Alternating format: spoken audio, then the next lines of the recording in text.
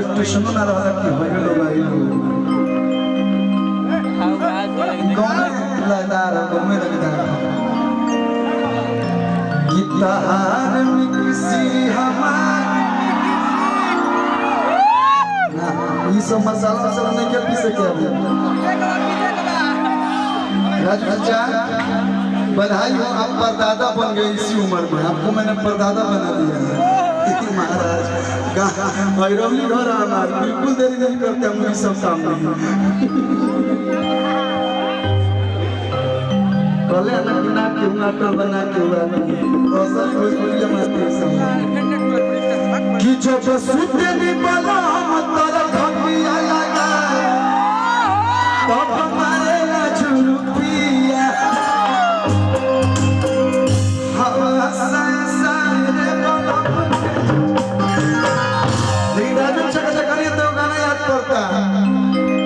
कि सब के हीरो वाला लुक रखेला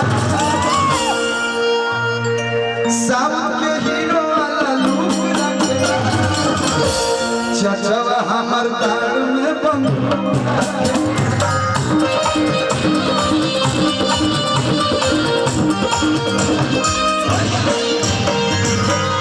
एगो देवर अपना भौजी से कहता मैं देवर का ध्यान साड़ी पहले बड़े बुझान तक कि पिपरा घाटा से आए बड़े पिपरा घाटे है जे बात नहीं के बुझान कि पीपर के हो यहाँ के मैया घाटे से आए हाँ हमामा घाटे भाई तो की गछिया घाटे थे बाबा कि तू तो काटे लुकी चन में भिड़िए जा चारों जगह से खतर फैला के खड़ा पिछवा जाना कि तू तो काटे लुकी चन में भिड़िए जा उपसाटी के काला काला भिड़िए जा मन तारा पर जवा के दिल भइल बा बोल काका हम बक्सर से भैरवली गांव के लोग बड़ी दिलदार होला खुश होला नो तो जौन कहबो तौन खरीदिए से हमारे पैसा के कमी बाजी हां एक धर भैरवली मोड़ से तो मैं पैसे ह फटिया के चढ़िया मैं लड़का कहता सो कि ये हो हमर भभिया बिहार में तो दारू कौन बा लेकिन फिर भी यूपी की स्टोरी हो कुछ हाँ ना मत करने तो मैं पुलिस से बड़ा सा हाँ भैरवली गांव टारगेट में बा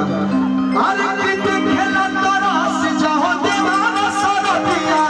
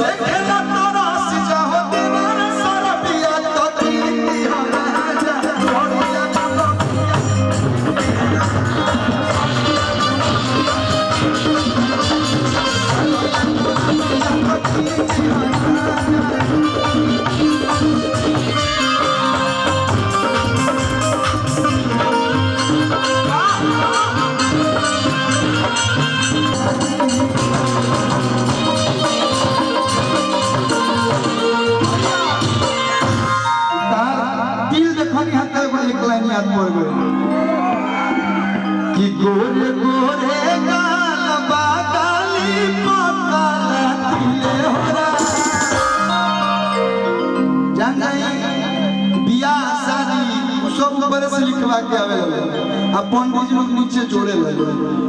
कि अरे कि गोरे गोरे गालबा गाली पकाला तुझे होरा। आपका नाम सोना है ना कि तहरा जैसन सुनर लड़की ऐसे कहते हो जाता हम मेला का नंबर रख लो फोटो भेज दो। हमारे बाबूजी तो कुछ बोलबे ना करी मेहरारू में काम बोले कभी हम ही बोलते ना छूट ना देने सुन कि तहरा जैसन सुनर लड़की की समत से मिले हो।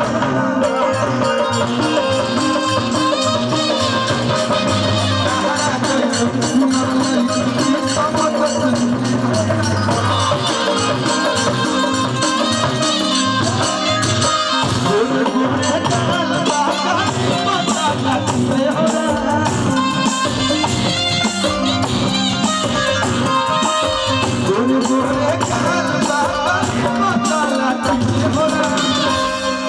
आयो हिरोली जैसन सुनर गौमा